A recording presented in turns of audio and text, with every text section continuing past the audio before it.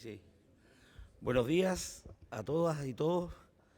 Un gusto volver a vernos presencialmente. Ya son un par o tres de eventos que llevamos aquí, muchas caras conocidas, y volver a reunirnos físicamente, socialmente, poder darnos la mano, el abrazo, es muy bueno.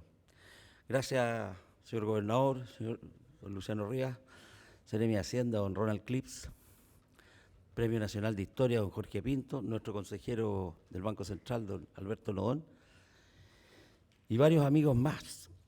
Vamos a partir con este evento. Para los que no me conocen, Diego Benavente, director ejecutivo de Corp Araucanía. Bienvenidos todos a esta presentación del informe de política monetaria correspondiente al mes de septiembre, el mes en que estamos, organizada en conjunto ya por varios años con el Banco Central y Corp Araucanía. Vayan nuestros agradecimientos al Banco Central, a la generación de este importante espacio que nos permite poner información a disposición de nuestros actores regionales, y en particular a nuestro consejero, que en esta oportunidad, segunda vez ya que lo tenemos, fue muy grato anoche compartir con él y con Constanza Mantelli, que del equipo de apoyo del consejero, que está Carolina Besa en Santiago a cargo de estos temas, siempre muy colaboradora. Así que transmita esto al consejo, por favor, a doña Rosana. Trasladándose exclusivamente para venir acá. Estos vienen del Banco Central, los dejan salir poco, pero cuando salen vienen especialmente a la región. Agradecemos también a nuestros socios colaboradores, que los tenemos ahí en la pantalla: la Cámara Chilena de la Construcción, Universidad de la Frontera, Arauco, CMPC, Universidad Autónoma de Chile, CCU, Aguas Araucanía, el Austral, Banco de Chile, Universidad Mayor, el Mercurio y DREAMS.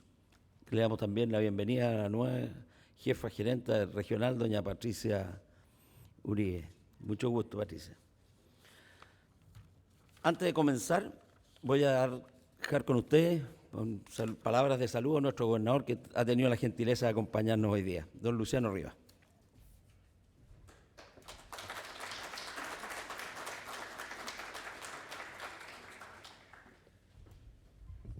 Muy buenos días a todos y todas, un gusto poder saludarlos el día de hoy, especialmente a las autoridades, a nuestro consejero del Banco Central que nos acompaña hoy día, al presidente de Corp Araucanía, don Ignacio Lira, nuestros Seremi, nuestro Premio Nacional de Historia, empresarios, miembros de la academia que también están el día de hoy, estudiantes, bueno, público en general, empresarios, emprendedores.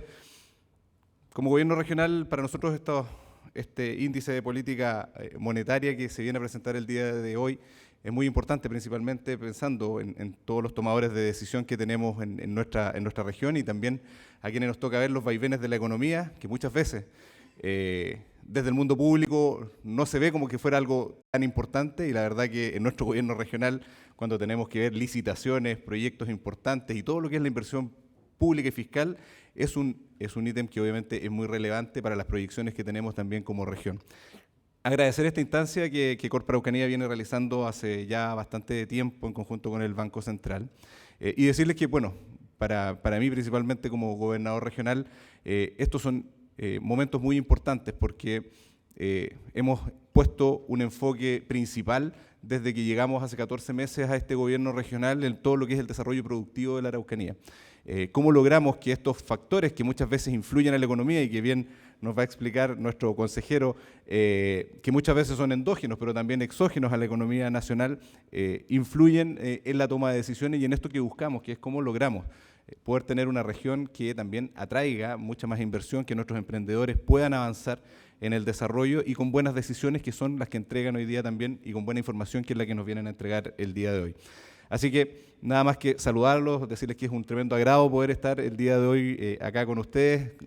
Comparto plenamente lo que dice Diego, esta necesidad que teníamos de poder reunirnos cada vez más, de poder estar de forma presencial en estos eventos que son tan importantes para la visión de mediano y largo plazo que tenemos que tener como región, pero también, por supuesto, de cómo logramos que nuestros emprendedores de la Araucanía y los empresarios que invitamos siempre a que vengan a invertir acá puedan tener una visión y una decisión con datos mucho más duros y datos mucho más claros. Así que esperamos hoy día este informe de política monetaria con muchas expectativas, obviamente, para poder tener buena información en la toma de decisiones de lo que tiene que ser el desarrollo de nuestra región.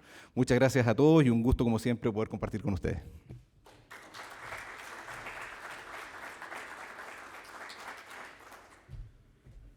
Muchas gracias, señor gobernador, don Luciano Rivas. Y a continuación invito a subir al escenario a nuestro consejero del Banco Central, Alberto Nodón, y nuestro presidente, Ignacio Lira, quienes van a conducir esta parte del evento de la exposición del IPOM en la región. Toman posición ahí en el banquillo de los acusados, perdón, bromas aparte. Instalados nuestros dos moderador y expositor, voy a dejar con la palabra a nuestro presidente de Corpa Araucanía, quien actuará en esta oportunidad de facilitador, moderador. Todos tienen hojitas de preguntas en sus libretitas. Ahí pueden escribir las preguntas que los anfitriones y las anfitrionas las entregarán a nuestro presidente, que estará de moderador. Adelante, don Ignacio. Muchas gracias, Diego. Bueno, partir saludando también a todos los presentes, gobernador Luciano, nuestro Premio Nacional de Historia, don Jorge Pinto, Seremi, y a todos los presentes. Tenemos una audiencia bastante diversa, representantes de empresas, estudiantes, académicos, empresarios, pymes, grandes, chicas, un público bien diverso que representa la riqueza de esta región. Y todos queremos escuchar con atención lo que Alberto nos viene a presentar hoy día. Así que agradecerte, Alberto, por tu tiempo, por tu disposición para venir acá a presentar. Yo valoro mucho esta alianza que tenemos como Corpa Araucanía con el Banco Central, de traer el Banco Central a las regiones para poder exponer sus políticas y su trabajo a la ciudadanía en general. Creo que es algo que hoy día se valora mucho, especialmente en la contingencia tanto económica como social que vivimos hoy día en el país. Acercar este mundo que a veces uno lo puede ver un poco lejano a la ciudadanía, a estudiantes, a empresarios, a emprendedores locales, es algo que se valora mucho, especialmente en este tiempo. Así que yo sé que hay mucha expectativa y ansiedad por conocer el panorama económico hoy día actual que vivimos en el país, en el mundo, y cuáles son esas proyecciones futuras. Recalcar lo que comentó Diego, que todos los que tengan preguntas, anotarlas ahí en el papelito que venía en la libreta para poder hacerlas al final de la exposición. Volver a agradecer a Alberto por su presencia aquí. Ayer nos confidenció que él quería venir mucho, especialmente a la región de la Araucanía, así que agradecerle por eso. Presentarle sin más a ustedes a Alberto Nodón del Oro, quien es consejero del Banco Central desde el marzo del 2018 hasta su ingreso al Consejo, y desde septiembre del 2014 se desempeñó en el cargo de gerente de la división de estudios de la institución. Previamente fue economista y economista senior y jefe del Departamento de Modelos y Proyecciones Macroeconómicas de la misma división. Es ingeniero comercial de la Pontificia Universidad Católica de Chile, magíster y doctorado en Economía de la Universidad de California, Los Ángeles, Estados Unidos. Ha sido profesor en prestigiosas universidades del país, dictando cursos en las áreas de macroeconomía, econometría y economía internacional. Ha investigado y publicado artículos sobre política monetaria y temas financieros. Así que, estimado Alberto, la audiencia es tuya. Muchas gracias por estar aquí. Muy buenas gracias. Ok, bueno, primero déjeme partir agradeciendo la introducción, muy simpática, pero sobre todo déjeme partir reconociendo una cosa. Cuando nos invitan a regiones, suelen agradecernos mucho, como si nosotros estuviéramos haciendo un gran favor. Y la verdad es que no solamente estamos acá porque es nuestro deber estar acá, sino que estamos acá porque necesitamos estar acá. La política monetaria, y las políticas públicas en general, pero la política monetaria en particular, no logran tener los efectos que uno busca si la gente no las entiende. Y por lo tanto, estos espacios donde uno tiene la posibilidad, el tiempo, y donde ustedes se dan también la molestia de venir a oír, son para nosotros esenciales, porque si nosotros no logramos comunicar el fundamento de lo que estamos haciendo termina no siendo todo lo efectivo que se necesita. Así que al revés, más que ustedes agradecernos a nosotros de estar acá, nosotros les agradecemos mucho a ustedes que nos inviten, que nos abran su casa y que se den el tiempo de venir a oírnos. La segunda cosa que quería decir antes de entrar directamente en materia es que cuando uno vive en Santiago, ¿verdad? Suele encerrarse un poquito. Es normal, cada uno se encierra en el lugar donde vive, de hecho, y pierde un poquito de contacto con las realidades de otros lugares. Y por eso también es importante para nosotros poder venir acá, porque es distinto cuando uno conoce la realidad de otro lugar de primera fuente y está con su gente y conversa. Entonces, para entender mejor lo que pasa en el país y nuestra economía, también para nosotros es muy importante este contacto que, gracias a Dios, ha vuelto a ser presencial y por lo tanto mucho más rico. El caso de la Araucanía, o bueno, más en general de lo que hoy día llamamos la macro zona sur, especialmente importante porque ustedes viven, ¿verdad?, en una situación particularmente compleja, que es compleja desde todos los puntos de vista, pero obviamente también tiene su derivada en el devenir económico. Y poder conversar con la gente acá y lograr entender cómo esta situación, ¿verdad?, y no solamente a través de los medios de comunicación, que es lo que uno usualmente hace, me parece a mí particularmente importante. Y por eso quería simplemente terminar esta introducción expresando mi más profunda solidaridad con toda la gente de la zona, especialmente con todos los que sufren violencia de cualquier tipo, y haciendo un reconocimiento porque en verdad en esas situaciones seguir apostando al crecimiento, seguir apostando al trabajo, seguir apostando a una zona me parece particularmente loable. Así que desde la comodidad quizás de vivir en Santiago, un especial agradecimiento a todos los que, a pesar de las dificultades, siguen poniendo empeño por sacar esta región adelante. Bueno, después de esas palabras introductorias, déjenme pasar a materia misma. Lo que les voy a presentar hoy día es el informe de política monetaria que presentamos a principios de septiembre. Nosotros presentamos 4 informes económicos de política monetaria al año, uno en cada trimestre. Y esos informes coinciden con la decisión de política monetaria, subir o bajar la tasa. En verdad, las decisiones de política monetaria ocurren 8 veces al año, pero 4 de ellas están acompañadas de estos informes. Entonces, estos informes son particularmente importantes para nosotros porque en ellos se explica el fundamento de nuestras decisiones y se explica nuestra visión de cómo la economía va a evolucionar, y esa evolución, ¿verdad?, es la principal justificación de por qué hacemos lo que hacemos. Se imaginarán entonces que el tema es muy complejo, muy grande y difícil abordarlo en una presentación que no se transforme en una clase seguramente mucho más aburrida que las del profesor Pinto. Pero entonces lo que yo voy a tratar de hacer es voy a contar un pedacito, quizás la parte más como que me parece a mí más esencial del problema, pero los invito a mirar el reporte. Ahí hay un montón de datos, de gráficos, de análisis y comentarios a muchas cosas que no voy a poder abordar hoy día. Entonces,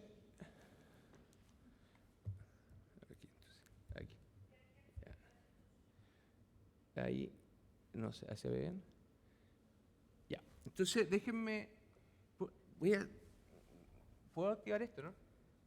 ¿Para acá, mira? ¿Sí? ¿Se puede? Ahí. Sí.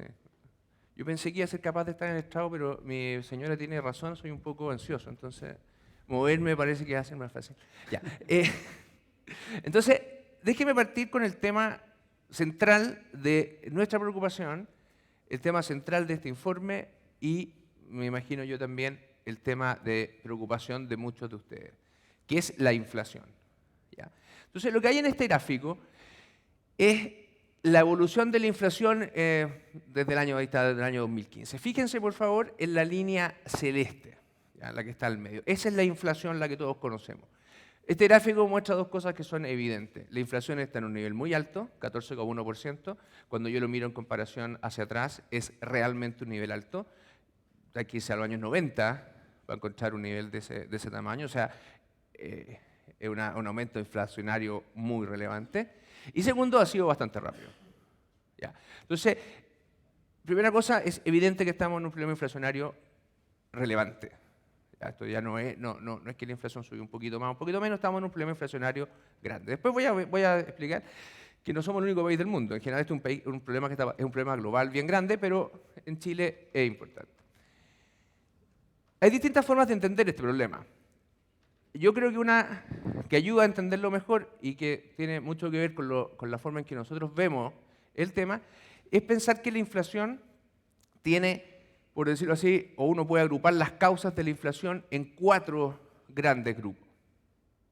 Y entender qué es lo que está pasando con esos distintos grupos es lo que nos va a ayudar a explicar qué es lo que pensamos que va a pasar con la inflación hacia adelante y también cuáles son las medidas que el Banco Central tiene que tomar para lidiar con eso. Entonces, el primer grupo, el menos importante de un punto de vista de la política monetaria, son una serie de precios que llamamos precios volátiles, pero que en castellano más simple son básicamente el precio de algunos alimentos y el precio de algunos elementos energéticos, petróleo, por ejemplo, el gas, qué sé yo, que suelen tener un comportamiento poco relacionado con lo que pasa en la economía local, son factores más bien, vamos a llamar, exógenos, ¿verdad? Y que suelen tener una volatilidad importante.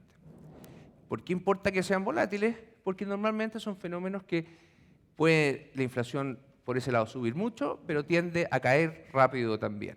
Como son fenómenos más bien volátiles, tienden a no tener gran impacto en las decisiones de política monetaria, porque las decisiones de política monetaria se demoran en tener efecto. Entonces, estas son cosas que suben y bajan. No tiene mucho sentido hacer política monetaria ahora porque va a tener un efecto cuando esa cosa ya bajó.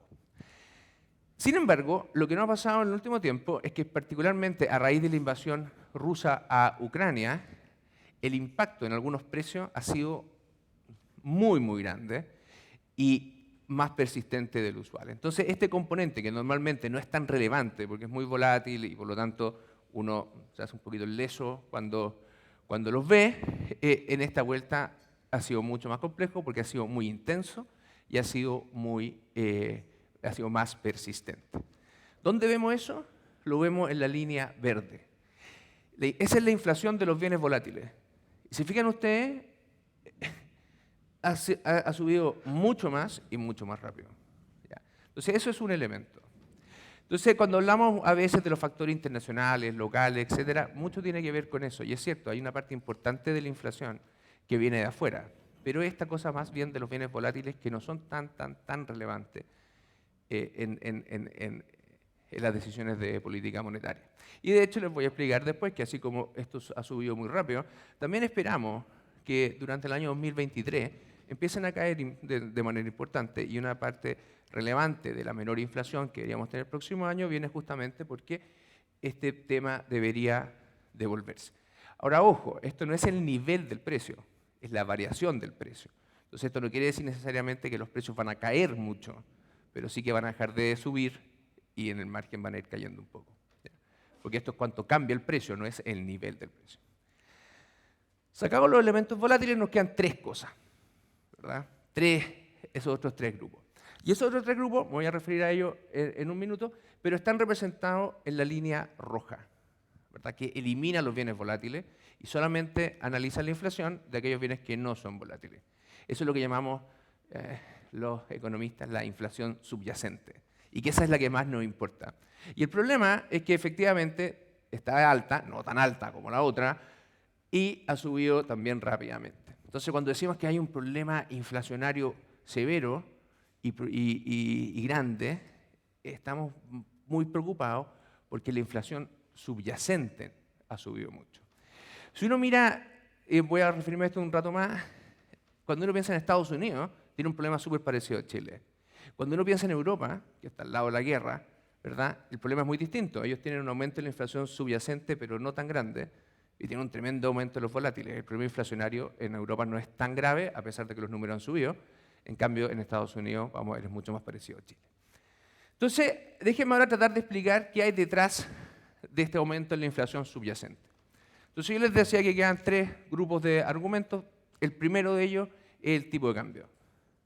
Muchas de las cosas que nosotros consumimos vienen importadas, ¿verdad? Especialmente los bienes, los autos, la ropa, electrodomésticos, qué sé yo. Cuando uno piensa en los bienes, particularmente, muchos de ellos son importados. Y por lo tanto, el valor del dólar influye mucho en su precio.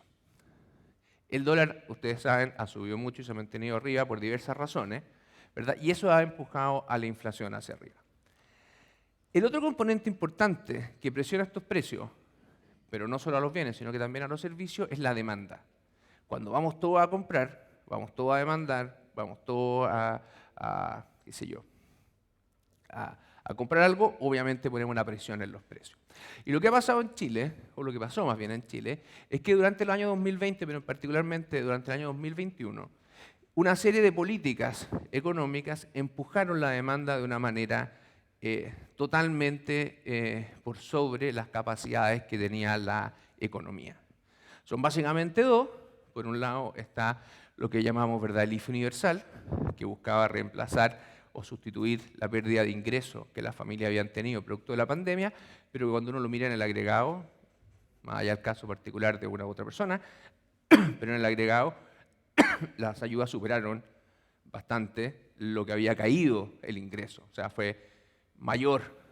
Y si a eso le sumamos los retiros del 10% de los fondos de pensiones, el empujón a la demanda fue gigantesco. Entonces, atrás de esto hay 2 cosas importantes. Por una parte, el tipo de cambio, por otra parte, la demanda. Ahora, para peor de males, normalmente ocurrió algo que no ocurre normalmente. Normalmente, cuando la demanda está muy potente, el tipo de cambio cae. El típico caso es cuando... ¿Por qué? El típico caso es cuando sube mucho el precio del cobre. Entonces, sube mucho el precio del cobre, el país más rico demanda más, pero a su vez, como el país es más rico, los activos chilenos se hacen más valiosos y el tipo de cambio cae. Entonces, normalmente tenemos esta contraposición entre estas 2 fuerzas. Entonces, cuando el tipo de cambio está muy arriba, la actividad suele estar abajo. Cuando el tipo de cambio está abajo, la actividad suele estar arriba y se tienden a compensar. En esta vuelta las 2 cosas no se compensaron, fueron hacia el mismo lado. Tuvimos mucha inflación por el lado del tipo de cambio y también tuvimos mucha inflación por la demanda. Y eso tiene que ver con 2 cosas. Tiene que ver, uno, con el origen de la expansión de la demanda, que son políticas públicas que el mercado consideró como poco viables y poco sostenibles, entonces aumentaron el riesgo de nuestro país. Y tiene que ver también con las discusiones institucionales que hemos tenido, que, y quiero ser bien claro en esto, yo no digo que no haya que tenerlas, pero que indudablemente cuando uno las tiene generan un grado de incertidumbre y esa incertidumbre genera una presión sobre el tipo de cambio. Entonces, la situación fue compleja porque los 2 fuerzas que afectan principalmente a la inflación subyacente, normalmente se contraponen unas con otras y ahora no, las 2 estaban empujando. Entonces, estamos como en el peor de los mundos, esa es la verdad, un mundo que uno suele no imaginarlo como el más normal, el más probable, que en este mundo en que teníamos estas 2 fuerzas hacia el mismo lado y que más encima tenemos un shock por el lado de los precios de los volátiles gigantescos. Difíciles de prever muchas de esas cosas. Era difícil, bueno, lo de la invasión ruso-ucrania y sus consecuencias, obviamente, muy difícil de prever, pero también fue muy difícil pensar o imaginarse que íbamos a hacer políticas de estímulo a la demanda como las que hicimos. Entonces, claro, este fue, en cierta forma, un fenómeno que nos fue sorprendiendo y entonces fue difícil anticiparse a ellos. Pero queda una cuarta fuerza, ¿verdad? Y esa cuarta fuerza también es muy importante y déjenme pasar de lámina para hablar de ella. Y es las expectativas. La inflación es un animal muy difícil de domesticar, en parte porque no solamente depende del pasado que uno conoce, sino que también depende del futuro. Y esto es muy obvio. Cuando ustedes fijan los precios de lo que producen, saben que no van a poder estar cambiando el precio todos los días. Porque cada vez que cambian el precio, tienen que hacer un análisis de cuál es el precio adecuado, tienen que comunicárselo a sus clientes, ¿verdad? Su estructura de salario tiene que ver con los precios, etc. Entonces uno no puede andar cambiando los precios todos los días. Entonces cuando uno fija un precio, piensa también en cómo va a ser el futuro, porque quiere que ese precio sea coherente con lo que pasa hoy día, pero también con lo que piensan que va a pasar en algunos meses más, ¿verdad? Entonces el futuro importa. Y eso implica que la inflación hoy depende de lo que las personas, empresas, piensen que va a ser la inflación mañana. En situaciones donde la inflación empieza a subir mucho y rápidamente, esas expectativas suelen también aumentar fuertemente. Y lo que ha pasado en Chile, ¿verdad?, es que las expectativas de inflación, cuando uno le pregunta a cualquier persona cuánto va a ser la inflación en un año más, y peor aún, o más complejo aún, cuando uno le pregunta cuánto va a ser la inflación en 2 años más, también ha subido mucho. Y eso está también presionando la inflación fuertemente. Y, más complicado aún, normalmente este fenómeno, el de las expectativas de inflación, suele agregarle mucha persistencia al fenómeno inflacionario. Entonces, cuando las expectativas de inflación suben mucho, la inflación no solamente sube, sino que tiende a quedarse pegada con más fuerza. ¿Ya? Particularmente complejo para nosotros, o nuestro análisis, es el hecho que las expectativas de inflación a 2 años estén sobre 3%. ¿Por qué 3%? Porque 3% es el objetivo inflacionario coherente con nuestra economía. ¿Ya? Ahora, obviamente uno no quiere que la inflación sea 3% todos los meses. Eso es una cosa casi imposible de hacer, pero aparte de eso, eso requeriría subir y bajar la tasa mucho todo el tiempo, y eso es malo para la economía. Lo que los bancos centrales hacen es tener un objetivo de inflación a un plazo más largo. Entonces, el plazo más largo es 2 años. Entonces, cuando ustedes le preguntan al Banco Central qué es el éxito nuestro es que la inflación esperada a 2 años sea 3%. Y eso no ha pasado.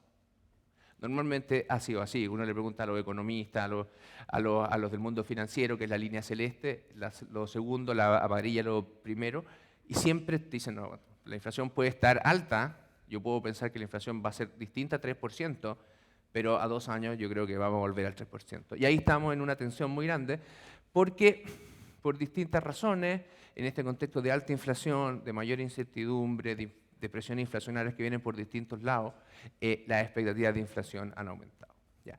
Entonces, ese es el contexto en que estamos y una preocupación relevante, porque todos sabemos que la inflación alta es un problema, no solamente un problema macroeconómico y financiero, sino que afecta fuertemente a muchas, o sea, no a muchas, a las familias y a las personas, especialmente a las de menores ingresos.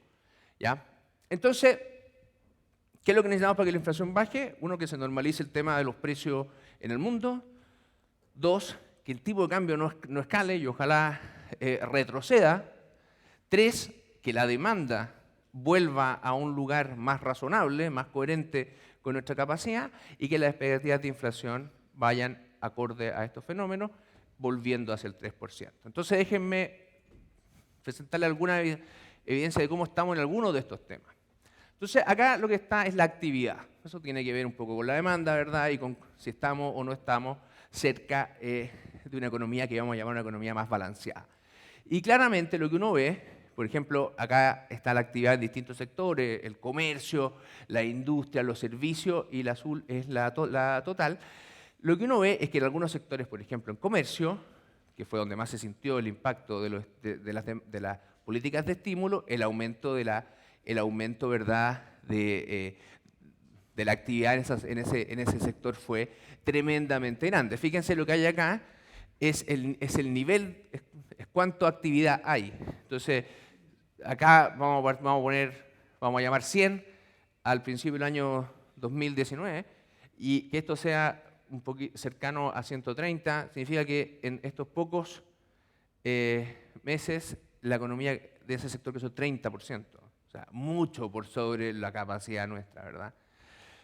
Ahora, no fue solo en comercio, también tuvimos una recuperación desde los niveles muy bajos que había en la pandemia, una recuperación bastante acelerada en otros sectores, pero el comercio es el más notorio. ¿Qué está pasando? Bueno, se está desacelerando, todavía sigue arriba, ¿ya? Pero claramente estamos en un proceso de ajuste y eso es importante y tiene que pasar.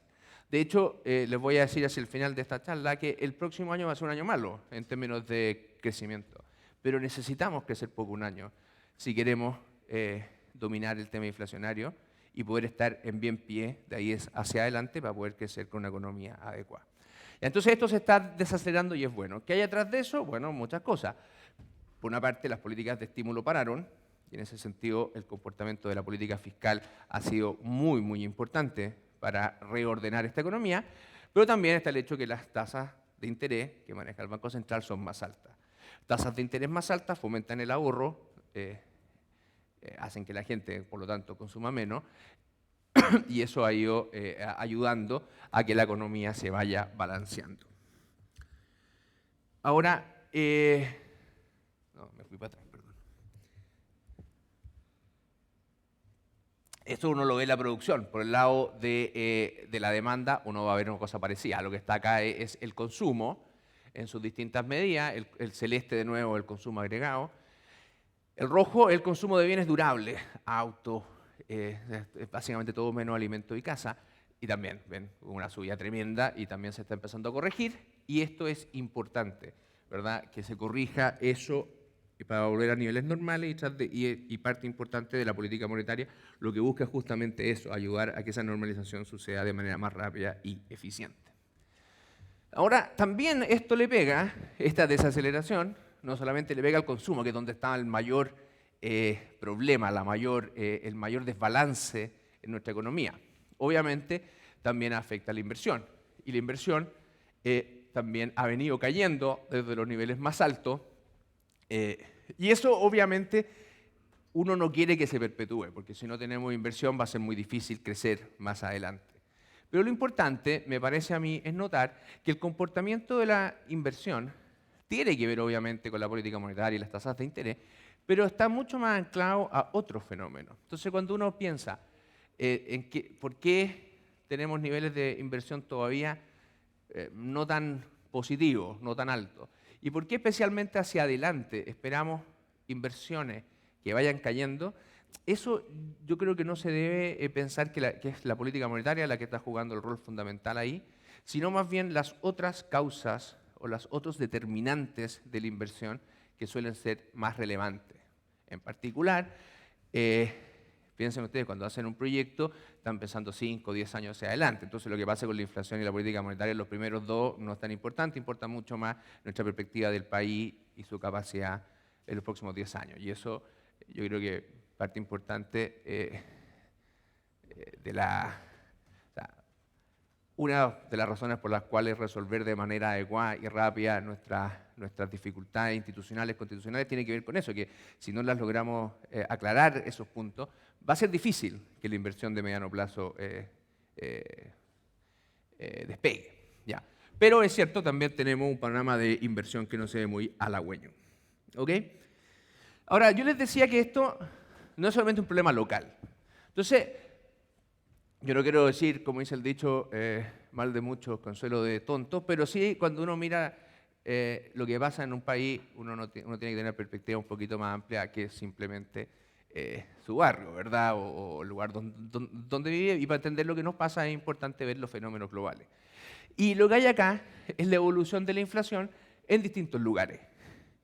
La zona roja, Europa, también se fijan, ha subido muy por sobre su historia y bastante rápido. Latinoamérica también, el Reino Unido, Estados Unidos, es un fenómeno grande. Ahora, de nuevo, eso sí, es importante entender cuál de estos 4 factores es el que está empujando la inflación en estas distintas zonas, porque lo que uno haga con la política monetaria depende no solamente de que la inflación esté alta, depende también de qué es lo que está empujando la inflación hacia arriba. Y ahí yo les decía que hay diferencia en el caso europeo y el Reino Unido. Esta alza tiene mucho que ver con estas cosas volátiles y por eso la política monetaria ha reaccionado allá, pero probablemente con menor intensidad.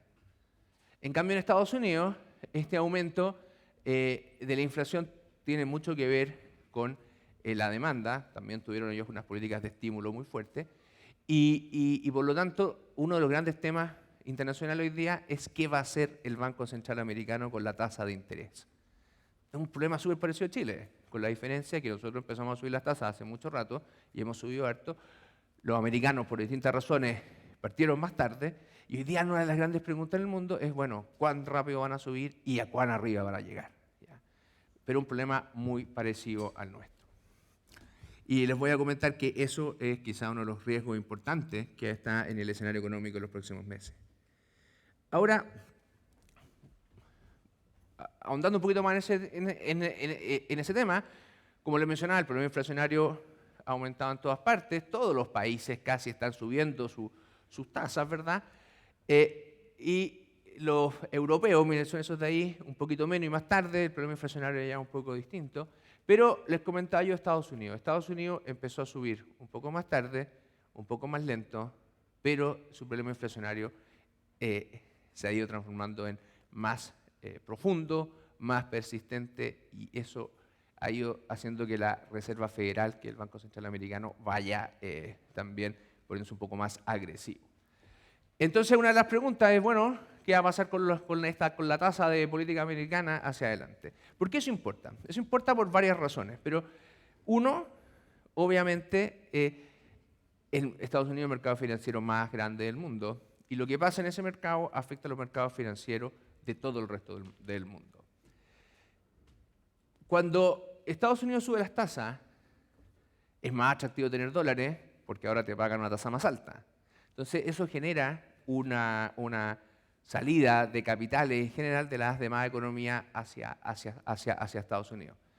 Y cuando se van los pesos de acá, la gente que quiere comprar dólares, el tipo de cambio sube. Y ese problema que teníamos, uno de los problemas que generaba la inflación, que es el tipo de cambio, no se soluciona o se soluciona menos. Entonces, uno de los problemas que genera lo que pasa en Estados Unidos es que le ha ido poniendo presión al tipo de cambio en Chile, y el tipo de cambio, en vez de bajar algo, se ha mantenido o qué sé yo.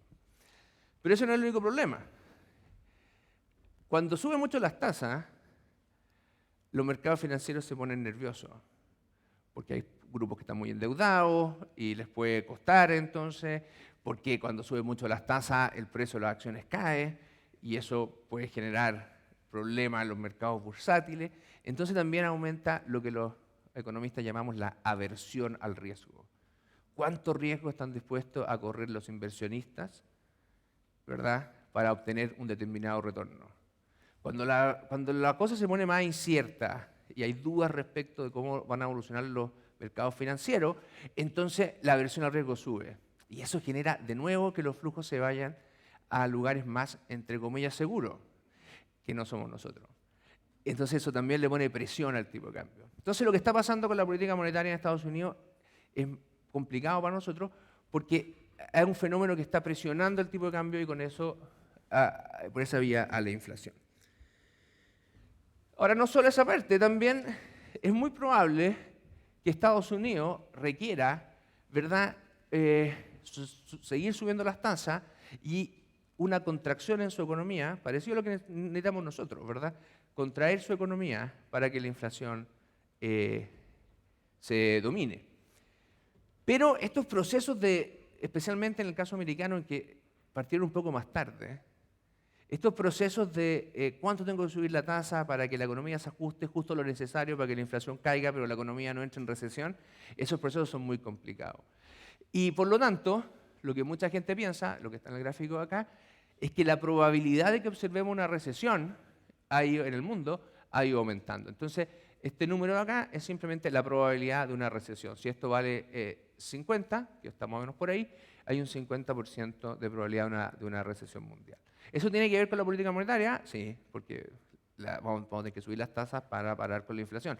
¿Hay que hacerlo? Probablemente también, porque es peor que el problema inflacionario se perpetúe, ¿verdad?, y tengamos pues que generar una recesión aún mayor, ¿verdad? Hay un problema de actividad aún mayor para controlar la inflación. Entonces aquí el mundo no es elegir entre una recesión o una expansión. El mundo más bien tiene que ver con cómo logro que el ajuste de la economía sea lo más sano posible para controlar la inflación. Pero que la economía tiene que ajustarse, si no, no va a poder controlar el problema inflacionario. Entonces sí, como ven ustedes, no solo las proyecciones, que son lo que están en estos tallarines de aquí, de crecimiento para el 2023 y para este año han venido cayendo, sino que la probabilidad de una recesión ha ido aumentando. Y eso para nosotros también es malo, no solamente por los temas cambiarios que les mencionaba hace un rato, sino también por el hecho de que, bueno, nos demandan menos cosas, ¿verdad? Y nos cuesta más vender afuera. Entonces hay un panorama internacional que se ha ido enredando y eso es un tema, ¿verdad? Ahora, el correlato de esto obviamente tiene que ver con los precios de los commodities, que para nosotros son muy importantes. Entonces, el precio del cobre, ¿verdad? Perdón, esto no, me equivoqué de lámina. El precio del cobre no tenía esa lámina. El precio del cobre, el precio del petróleo han ido cayendo, lo del petróleo es bueno, ¿verdad? Para nosotros, pero el precio del cobre es un problema y especialmente, no lo voy a comentar mucho acá, pero la economía china también se ve algo más débil de lo que uno pensaba y eso también ha afectado al precio del cobre. Entonces, en general yo diría el panorama internacional se ha ido poniendo más negativo para nosotros. Ok, todo esto, ¿en qué se refleja inmediatamente? Bueno, como les mencionaba, los tipos de cambio han ido subiendo, no solo en Chile, sino que en el mundo en general, ¿verdad? A la vez que el tipo de cambio en Estados Unidos, que es como la inversa, se va en la dirección contraria. Y los índices de riesgo, acá medidos por una cosa que se llama el CDS, pero que como básicamente es cuánto pago yo por un seguro, por comprar un bono de un país que me puede no pagar, que puede ser default, también han ido subiendo. Entonces, es un poquito el reflejo del escenario que les contaba yo hace un rato. ¿Qué hemos hecho en Chile? Bueno, la respuesta ha sido subir la tasa. No hay el único camino. Necesitamos subir la tasa para hacer dos cosas. Primero, ese aumento de la tasa, y ese es el objetivo principal, ha ayudado y ha empujado a este rebalanceo de la economía, que volvamos a una economía más coherente con nuestras capacidades. Y por otra parte también ayuda a que el tipo de cambio no se vaya muy arriba, ¿verdad? Porque si las tasas en Chile fueran muy bajas, mayor es el incentivo a llevarse la plata afuera. Entonces, el aumento de tasas ayuda a reinar, por decirlo así, en esos dos elementos muy importantes que están atrás de la inflación, el cambiario y el de la demanda. También es importante un punto de vista de las expectativas, porque si uno no se muestra lo suficientemente comprometido con hacer el trabajo necesario para dominar el tema inflacionario, las personas, el mercado empieza a dudar de la voluntad del Banco Central de hacer su trabajo y por lo tanto las expectativas de inflación se quedan más arriba todavía. Ahora, ustedes me dirán, y algunos me han dicho, bueno, entonces si es así, ¿por qué no suben esto a 15 o a 20? Y terminamos con el problema rápido. Bueno, es que la labor del Banco Central, y eso es súper importante entenderlo, no es solamente que la inflación sea baja, ¿verdad? Es que sea baja de manera inteligente. O sea, nuestra labor es lograr la estabilidad de precios, pero no a cualquier costo. Uno tiene que lograr la estabilidad de precios de forma eficiente. ¿Y qué es de forma eficiente? Tratando que el costo económico de ese control inflacionario sea razonable. No cero, no se puede ser que sea cero. Uno no puede controlar la inflación si no controla la demanda, ¿verdad? Entonces, si la demanda se expandió mucho, tiene que contraerse en un minuto para que vuelva a niveles normales. Pero uno lo tiene que hacer de manera que sea eficiente. Uno no quiere generar un costo mayor del necesario. Entonces, claro, ahí está el arte de la política monetaria, que ir tratando de dar la dosis adecuada para enfrentar el problema, pero no sobremedicar, si ustedes quieren, al enfermo. En este contexto, entonces, ¿qué es lo que pensamos que va a pasar? ¿Verdad? Bueno, en primer lugar, la inflación va a ser mayor este año de lo que pensábamos. El problema ha sido algo mayor de lo que pensábamos algunos meses atrás, en distintas dimensiones. En particular, el tipo de cambio se ha ido quedando un poquito más arriba. Algunos precios de afuera no bajaron tan rápido como queríamos, pero en verdad este aumento es importante, pero yo diría que tampoco nos sacó tan fuerte de nuestras proyecciones. Tiene mucho que ver con el precio de algunos bienes volátiles que les comentaba que han sido mayores. Y de hecho, nosotros pensamos que la inflación va a llegar a un pic que debería ser quizás en septiembre, pero durante estos meses, ¿verdad? Y ahí debería empezar a caer. Fíjense que la celeste, que es la total, la que incluye todos los bienes, cae mucho más rápido que la subyacente. ¿Por qué? Bueno, porque la incidencia de estos bienes volátiles en la inflación total es mucho más grande.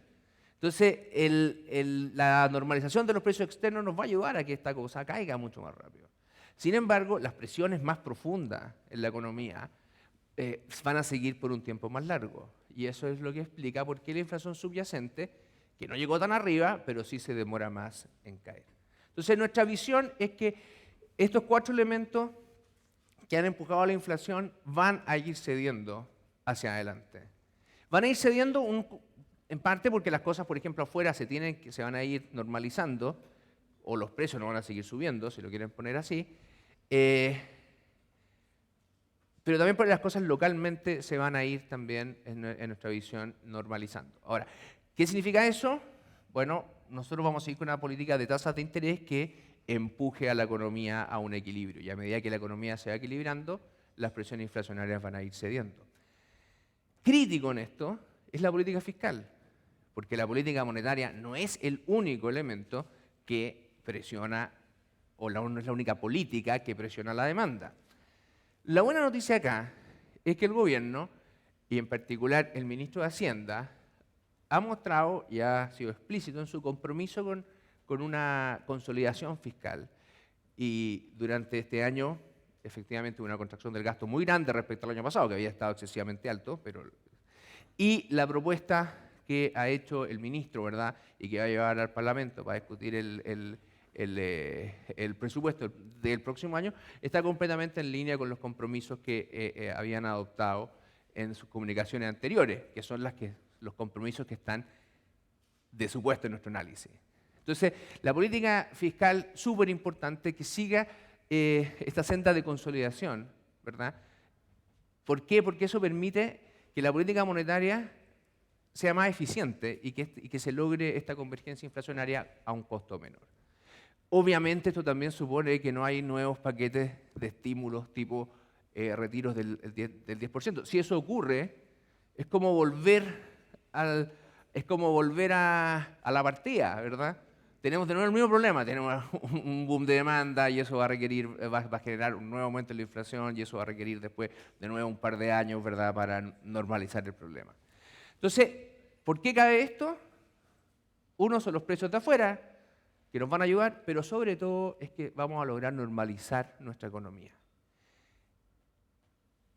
El tipo de cambio también debería tender a una cierta estabilidad y probablemente a una apreciación gradual hacia adelante. Está a niveles, el tipo de cambio real está a niveles muy altos, es normal que baje y eso también debería ayudar un poco, pero no es algo central en nuestra perspectiva.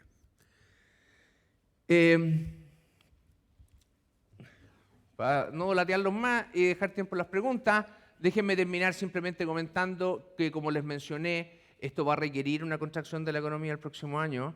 En nuestra perspectiva, el crecimiento el próximo año va a estar entre menos 0,5 y menos 1,5, ¿verdad? Que es una contracción relevante. Ahora, es relevante después de años que habíamos crecido mucho. Entonces, cuando uno lo mira en niveles, que es lo que está acá, claro, hay una corrección, pero todavía en niveles de producción que no son tan bajos, ¿ya? Pero vamos a tener el próximo año una contracción. Lo importante es que esta contracción sea corta, ¿verdad? Y esa es nuestra perspectiva. Si nosotros logramos reinar sobre la inflación, si logramos estabilizar la macroeconomía y si le vamos poniendo cauce, ¿verdad?, a nuestras discusiones locales para disminuir la incertidumbre, lo que nosotros pensamos es que ya hacia mediados o hacia finales del próximo año vamos a tener una economía balanceada que va a poder volver a retomar niveles de crecimiento coherentes con nuestro crecimiento potencial y con inflaciones que estén en los rangos adecuados. Y por eso, para el año 2024, creemos que vamos a crecer bastante más, ¿verdad? Un número que va a estar, no sé, entre 2,25, digamos, cerca del 3%. ¿Ok? Ahora, todo eso supone que somos capaces de ordenar nuestra macroeconomía. En la pasada, obviamente, vamos a tener niveles de consumo que van a caer bastante, es la parte que más tiene que ajustarse. Nuestra perspectiva va a haber una contracción importante del consumo el próximo año, en orden de casi menos 6%. La inversión también se va a seguir ajustando, pero si logramos, ¿verdad?, ordenar la casa, deberíamos empezar a ver niveles de inversiones mayores hacia adelante. Bueno, y obviamente todo esto supone que el mundo también se ajusta, pero que no estamos en una recesión o una crisis muy grande, ¿verdad? Bueno, déjenme pasarme rápido esto. Simplemente para decir que la política monetaria coherente con todo este análisis que he presentado, básicamente, estos son los niveles de tasa hoy día. Básicamente supone que la tasa hoy día se va a quedar en torno, un poquito más arriba, un poquito más abajo puede ser, pero por un tiempo más o menos relevante. Y de ahí hacia adelante debería empezar a caer la tasa. Porque a medida que la economía se normaliza, las tasas también tienen que ir hacia su nivel normal. Ahora, ¿cuán rápido se van a normalizar? Bueno, nosotros tenemos esta cosa que llamamos el corredor, ¿verdad? Porque lo más probable es que por aquí va a estar la tasa hacia el futuro. Pero el mensaje básicamente es que vamos a necesitar tasas en torno a los niveles actuales por un rato todavía, hasta que estemos seguros que el problema inflacionario se ha ido arreglando y cuando ya haya evidencia más clara, ¿verdad?, de que hemos logrado controlar el problema y que estas cosas se están causando, vamos a poder empezar a bajar las tasas y con eso ayudar también a que la economía se empiece a normalizar hacia adelante. Hay varios riesgos en el camino, internos y externos, pero para no alargarme tanto lo dejo para las preguntas y paro acá entonces. Muchas gracias.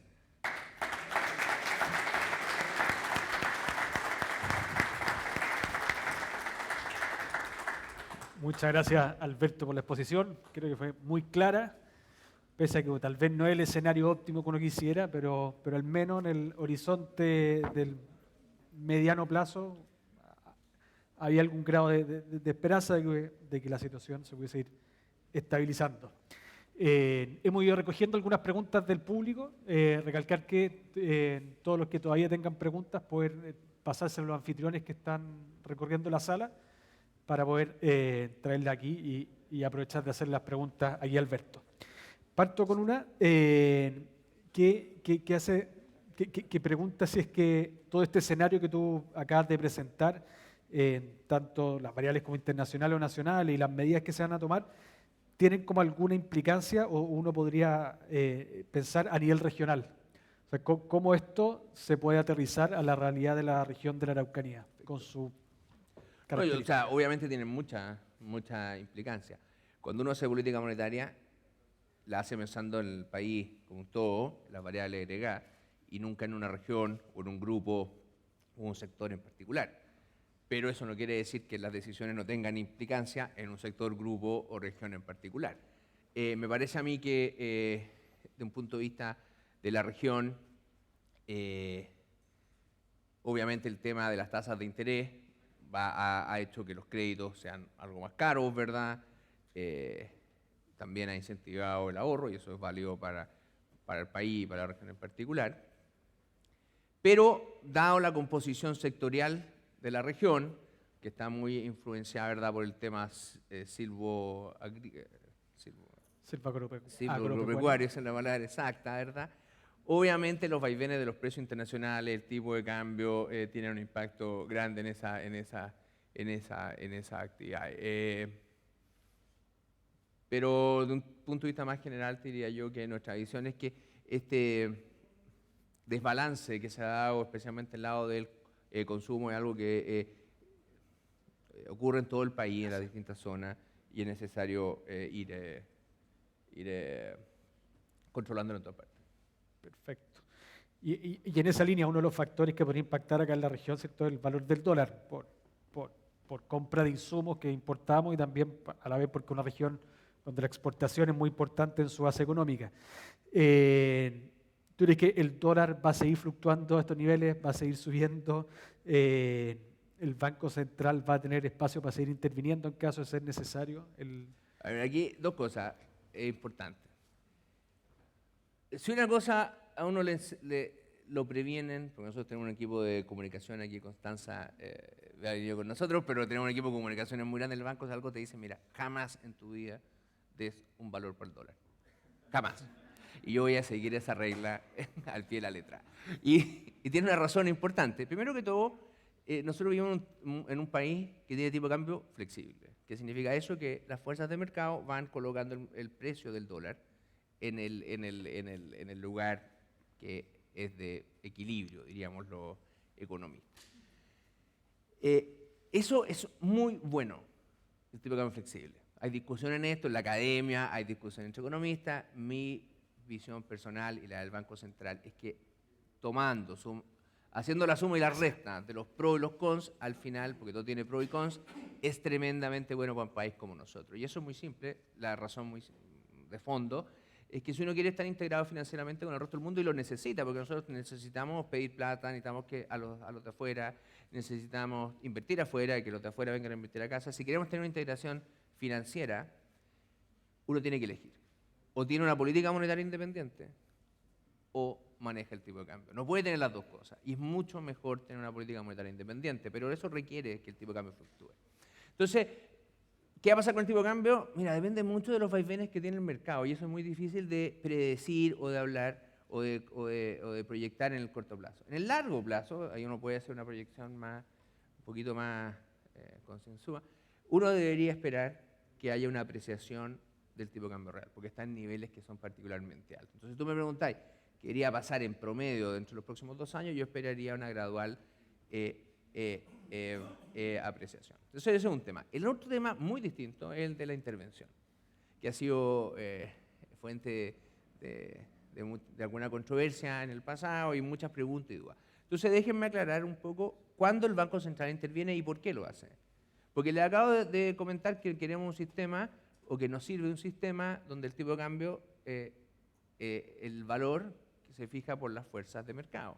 Entonces, ¿por qué el Banco Central va a intervenir y alterar ese procedimiento? Bueno, lo que ocurre es que a veces, por distintas circunstancias, los mercados no son capaces de encontrar esos valores de equilibrio. La razón más simple, y es un poco lo que pasó en el último tiempo cuando intervenimos, es que de repente la demanda por dólares crece mucho y no hay oferente. Entonces, imagínense ustedes que quieren vender trigo o uva o lo que produzcan y tienen un puro lado del mercado andando y el otro no. Es imposible encontrar un precio de manera adecuada. Y cuando no se puede encontrar un precio, los mercados empiezan a funcionar muy mal, ¿verdad? Empieza a haber mucha volatilidad, empiezan los precios a subir y a bajar con mucha fuerza y eso más encima tiene el problema que ocurre en un mercado pero se puede extender a otro. Entonces, cuando el Banco Central ve que eso está pasando, ¿qué es lo que hace? Entra al mercado donde hay una disfuncionalidad y ayuda a que ese mercado vuelva a funcionar. Entonces uno no interviene porque el tipo de cambio llegó a 900, 800, 1000 pesos. Eso no es nuestra preocupación. El tipo de cambio tiene que estar donde tiene que estar. Pero lo importante es si el mercado está siendo capaz de llegar a ese nivel. Si no está siendo capaz, nosotros intervenimos, ¿verdad? Para ayudar al mercado a buscar su nivel. Entonces, ¿vamos a intervenir en el futuro? Nosotros siempre estamos, porque el programa de intervención se acaba ahora, ¿verdad? Entonces, ¿vamos a intervenir en el futuro? Nosotros siempre estamos mirando el funcionamiento de los mercados financieros. Y si es que se vuelve a una circunstancia donde el mercado está funcionando incorrectamente, bueno, hay que intervenir para que funcione correctamente. Hoy no hay ni una evidencia de que el mercado no esté funcionando de manera adecuada y por lo tanto hace todo el sentido del mundo cumplir con lo que habíamos proyectado cuando partimos esta intervención y era que se acabara ahora. Perfecto. Hablando de los vaivenes de la economía que comentaba recientemente, acá Nicolás Seguel pregunta por la situación de las tensiones y la guerra entre Rusia y Ucrania que se extendió más de lo que tal vez en un principio se pensaba. ¿Cómo el Banco Central está viendo esta situación y de qué manera esto puede seguir impactando en el escenario económico, en la inflación particularmente? Bueno, yo creo que a todos nos sorprendió la invasión y nos ha sorprendido cómo ha evolucionado el tema, ¿verdad? Por lo menos la mayoría de los analistas con que conversamos cuando esto partió pensaban que iba a ser una guerra más bien corta. Y en verdad se va extendiendo y todo sugiere que no va a ser así, que va a ser un conflicto más largo. Ahora, que sea un conflicto más largo también implica que los riesgos son mayores. Y acá voy a comentar algo más bien de mi propia cosecha, de mi propia impresión, no es que nosotros tengamos un análisis muy distinto al resto del mundo en el banco sobre lo que pasa en la guerra, pero a mí me asusta particularmente el hecho que cuando una persona como Putin, ¿verdad?, se va quedando arrinconada, las reacciones son cada vez más impredecibles, ¿verdad? Porque el problema se ha ido transformando en un problema interno ruso, ¿verdad? Y las soluciones de esos problemas o las fuerzas dentro de Rusia ya hacen que el problema sea mucho más complejo. Entonces, a mi juicio, lamentablemente, los grados de incertidumbre respecto a la evolución del conflicto han ido aumentando y eso obviamente afecta a la economía y a las decisiones financieras. Ahora, de un punto de vista netamente económico, como digamos de escenario base, las consecuencias del conflicto se han ido encapsulando bien fuertemente en Europa. Entonces, los precios del petróleo, por ejemplo, se han corregido en muchas partes, no el del gas, pero es un problema muy fuerte europeo. Y mientras el conflicto se mantenga más encapsulado en Europa, me parece a mí que sus consecuencias económicas no van a ser tan grandes. Sin embargo, a mi juicio, los grados de incertidumbre en torno a las avenidas que va a tomar el conflicto han ido aumentando y eso yo creo que es un tema para seguir mirando. Y en esa línea, ahí Joaquín Arcón pregunta, pensando que Ucrania es un gran productor, ¿cierto?, de grano y de productos agrícolas, similar a la realidad aquí de la región de la Araucanía, ¿cómo este contexto puede impactar en el panorama agrícola en general? O sea, aquí hay varias cosas, pero porque lo que se ha logrado, ¿verdad?, son ciertos acuerdos para poder exportar grano desde Ucrania. Obviamente, si esos acuerdos no se cumplen, va a tener consecuencias importantes en la oferta y por lo tanto en los precios y también en la... Esto tiene muchas ramificaciones, ¿verdad? Porque no solamente afecta a los precios de los bienes, no sé, del trigo, ¿verdad? Esto afecta a muchos otros bienes que usan bienes agrícolas como insumo. Entonces, es difícil, la duración de la guerra no es una métrica precisa para sus consecuencias económicas. Una guerra puede durar mucho tiempo, pero si a su vez hay acuerdos, por ejemplo, por poder seguir sacando el trigo, va a ser muy distinto que una guerra que sea muy corta, pero donde no están esos acuerdos y el impacto sobre el precio del trigo es muy grande. Entonces, mira, yo creo que vamos a tener que ir viendo casi que semana a semana cómo evoluciona esto, pero yo te insisto, a mí el gran problema acá es que en Rusia ellos pensaban que iban a ganar una guerra rápido, pensaban que tenía un costo bajo para su país y bajo internamente, políticamente, y eso no está pasando. Y la reacción a ese nuevo escenario, yo creo que tiene un rango de posibilidades muy amplia. Y eso es lo que yo te digo que es mayor incertidumbre. Perfecto. Y tú explicaste recientemente, ¿cierto?, que este escenario de inflación, para poder contenerse, al parecer necesita un proceso de desaceleración o de recesión. O sea, que pareciera ser como una medicina necesaria tomar, una medicina, un tratamiento médico que a veces duele, que no es rico tomarlo tal vez, pero que es necesario. Pero a veces mucha medicina también hace mal, o mucho remedio. ¿Cuál es como la referencia? Uno podría decir, ¿qué tanto recesión o desaceleración Pues uno necesita para poder...? Mira, es una muy buena pregunta y a ver, es la pregunta que nosotros nos hacemos todo el día en nuestro análisis, ¿verdad? ¿Cuánto es necesario empujar y cuánto es demasiado empujar?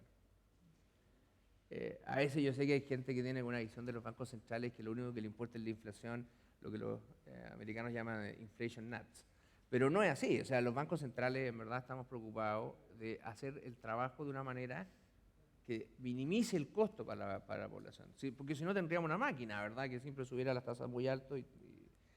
Entonces, ahora, ¿cuál es el costo que hay que pagar? Por ponerlo así.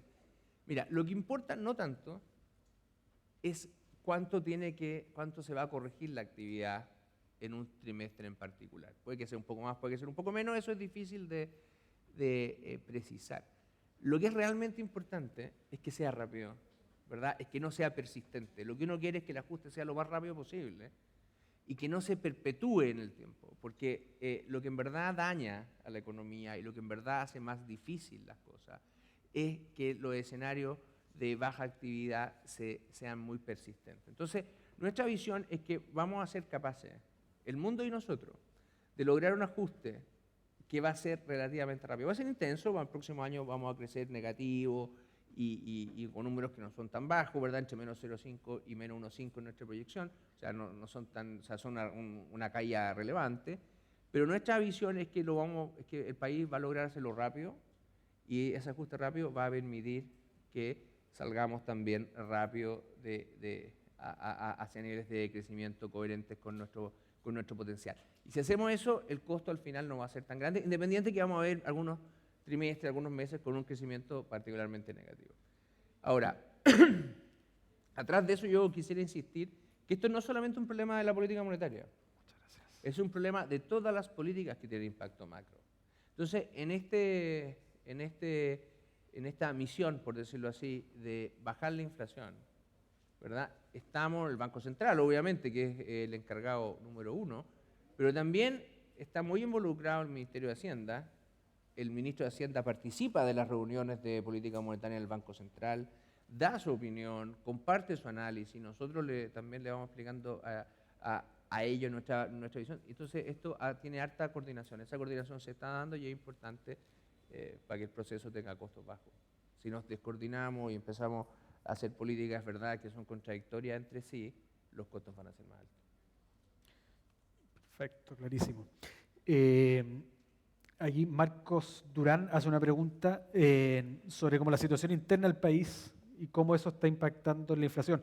Yo me acuerdo que hace algún tiempo tuvimos la exposición de también otro consejero y explicaba que se considera que 2/3 de la inflación serán causadas por causa interna y 1/3 por causa externa. ¿Cómo está esa composición hoy en día y cómo se ve con una perspectiva tal vez a futuro? Ese número es totalmente correcto, viene de nuestro análisis en algún informe anterior y refleja más o menos lo siguiente. Yo lo expliqué un poco distinto quizás, pero mucha de la cosa externa tiene que ver con estos precios volátiles, ¿ya? Y hay con algunas otras cosas, porque como también les mencioné, la parte externa también es parte de la historia de por qué el tipo de cambio está tan arriba, ¿verdad? Ahora, cuando uno toma todas esas cosas, más o menos 2/3 de lo que ha pasado con la inflación en Chile está asociado a esos fenómenos. Pero por otra parte,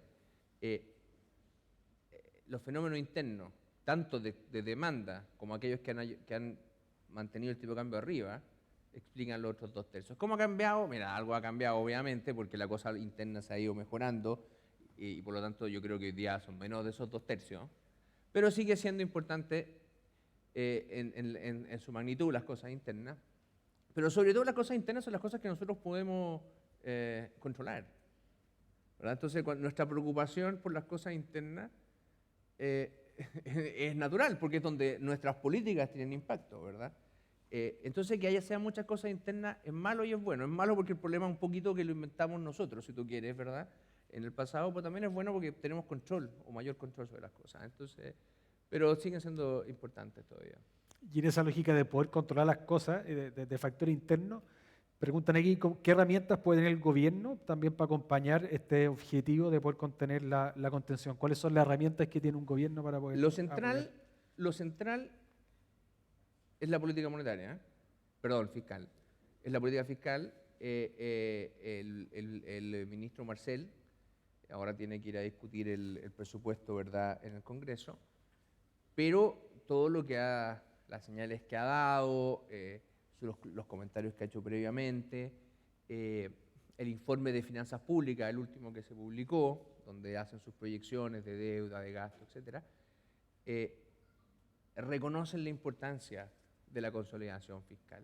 Yo creo que mantener ese camino que el mismo gobierno, digamos, ha mostrado como el adecuado es muy importante. Ahora, después de eso, esto no quiere decir que no haya que hacer política fiscal, porque de repente se confunden las cosas, ¿verdad? Uno tendrá que hacer política, ayudar a los sectores que lo van a pasar más mal, ayudar a los grupos sociales que están más en problemas. Todo eso se puede hacer. El problema es tratar de mantener un gasto fiscal acotado. Y la otra cosa que yo creo que es muy útil, y yo veo también muchos signos en esa dirección, es prevenir otras políticas como la de los 10%, ¿verdad?, que pueden ser en el corto plazo muy atractivas para algunas personas, algunos grupos, pero que sabemos que en el mediano plazo tienen consecuencias súper negativas. Yo creo que también el ministro Marcel está súper consciente de la necesidad de eso. Y por último, y esto no solamente el gobierno, yo creo que acá todos tenemos un rol que jugar, cada uno desde su posición y respetando los límites, ¿verdad?, del lugar en que está. Pero si todos colaboramos a que nuestro debate constitucional y de reforma sea más acotado, por decirlo así, o nos vamos poniendo de acuerdo y vamos logrando una salida, eso va a bajar los niveles de incertidumbre y nos va a ayudar también a la inflación vía un efecto más positivo en el tipo de cambio. Entonces, sí, hay muchas cosas que podemos hacer para que esta cosa sea eficiente. A mí lo que sí me da, por decirlo así, algo más de tranquilidad es que no importa con quién hable uno, pueden pensar de una manera o de otra, están todos preocupados por el tema inflacionario. O sea, todo el mundo, no sé, va y ve que el tema de la inflación afecta a su gente, a sus trabajadores, ¿verdad?, a uno mismo, a sus electores, a su base política, da lo mismo. O sea, todo el mundo entiende que este problema es complejo. Y yo creo que hay harta conciencia de que tenemos que lograr solucionar esto y conciencia de que esto requiere un esfuerzo, pero que ese esfuerzo vale la pena. Y en esa línea aquí, Carlos Barroso pregunta, y también parece lo que pregunta acá Iván Betancourt, ¿cuáles serían las razones para justificar el velar por la plena autonomía del Banco Central para que pueda dedicarse a esa labor de cuidar la política monetaria?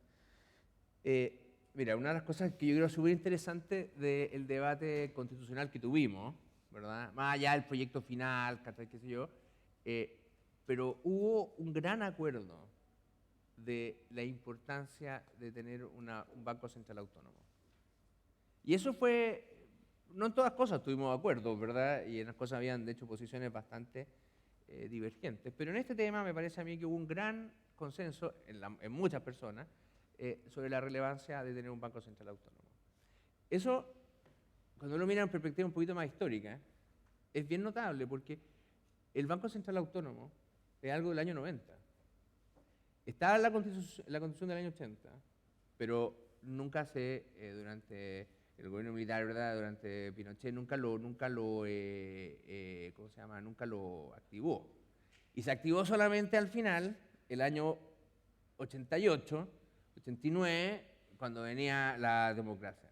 Y mucha gente lo entendió, el Banco Central Autónomo, como un enclave más de poder de Pinochet en este mundo para controlar parte de la política monetaria. Entonces, el Banco Central Autónomo no nació, como nos gusta hablar hoy día, con una legitimidad de origen muy sana, para nada. Pero lo que empujó a muchas personas, ¿verdad?, que eran opositoras a Pinochet a aceptar este acuerdo, fue que ellos habían visto la experiencia en otros países de Latinoamérica de muchas vueltas a la democracia, que siempre son muy, muy complejas, y muchas habían fracasado por temas inflacionarios. Entonces dijeron, ya, ok, quizá esto funciona. Y con el tiempo nos hemos dado cuenta de que funciona y que sirve. Y hoy día hay un gran consenso en que una buena forma institucional. Entonces, sí, es súper importante, pero yo creo que son una de las cosas que como país estamos de acuerdo. No estamos de acuerdo en tantas cosas, pero en esa me parece que sí. Y eso es muy bueno. Yo creo que fue. Y acá una última pregunta que hace Víctor Riquelme para terminar con alguna perspectiva positiva esta sesión. Para el 2023, ¿cierto? Uno puede esperar un escenario negativo, por así decir, esta medicina que es necesaria tomar. Pero para el 2024 ya había alguna perspectiva más positiva. ¿Cuáles eran las razones para que se basó el IPON para esas perspectivas más positivas para el 2024 y hacia adelante? Sí, mira, yo diría que hay, a ver, 2 o 3 cosas que son clave. Déjame partir por afuera. Nosotros reconocemos que el mundo está en un problema en cierta forma parecido a Chile y que también suponemos que, especialmente en Estados Unidos, pero también en China, van a ser capaces de lidiar en Estados Unidos con su problema inflacionario, en China tienen otros problemas, pero de una manera eficiente y que por lo tanto va a tener un 2023 más malo, pero ellos también van a tener un 2024 mejor. Entonces, primero hay una visión de que el mundo va a ser capaz de lidiar con su tema inflacionario de una forma también adecuada. La segunda cosa importante es que nosotros en Chile logramos balancear a nuestra economía, de tal manera que a finales del 2023, por decirlo así, o la segunda mitad del 2023, esta es una economía que está sana y por lo tanto tiene todo el potencial y capacidad para salir adelante. Y lo tercero, muy importante, es que uno supone que no hay eventos disruptivos en el camino, porque a veces dicen que los economistas proyectan siempre cosas como que positivas, porque siempre a la larga, siempre el Banco Central dice que la economía vuelve a crecer a niveles potenciales, pero entre medio pasan cosas. Sí, es cierto. O sea, puede venir otra guerra, sí, y eso nos puede sacar de ahí, ¿verdad? Pandemia. La Fed puede pegarse una contracción monetaria muy grande y generar una crisis financiera en los próximos años. Todo eso puede pasar, ¿verdad? Pero en esta perspectiva uno supone que esos eventos disruptivos grandes no ocurren. Así que bueno, muchísimas gracias acá al consejero del Banco Central de Chile, Alberto Noboa, por su participación hoy día, por venir a explicarnos este IPOM de manera muy detallada y explicativa. Así que agradecerle por su participación en este evento que he organizado en conjunto entre el Banco Central y Corp Araucanía. Así que informarles también que este informe está en la página web del banco, que es bcentral.cl, y agradecer a todo el público presente por su presencia hoy en día y dejarlos invitados a los otros eventos que como Corp Araucanía constantemente estamos organizando. Entonces tenemos un presente, ¿cierto?, para Alberto, para agradecerle su exposición hoy día. Está nervioso que no llegaba nada. Algo tiene que haber, ¿cierto? Y ahí está, mira. ¡Oh, qué lindo! Muchas gracias. Wow. Gracias. Vamos a ver aquí. Muchas gracias. Muchas gracias a ti, Alberto. Gran exposición. Muchas gracias. Y todos invitados a un café que hay afuera en el foyer Bueno, para muchas seguir gracias a conversando. todos por su paciencia. Bien. Muy bueno. ¿Sí? ¿Estuvo bien? Sí.